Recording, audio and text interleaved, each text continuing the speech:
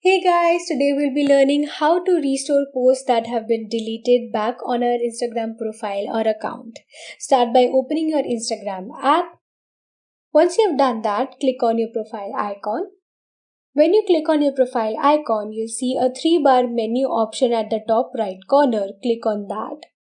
Select your activity from this menu. Selecting your activity will open a drop-down menu. Scroll down a little, you'll see the option of recently deleted. Click on that. This consists of all the posts that have been deleted. Click on the post you want to restore. Click on the 3 dots at the top right corner of that post and it will show you the option of restore. Click on that.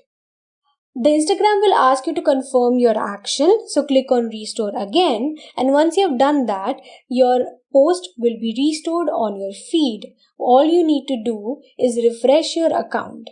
Once you have refreshed your account, you'll see that the post we deleted has been restored at the same timeline that it was posted in. Thank you so much for watching.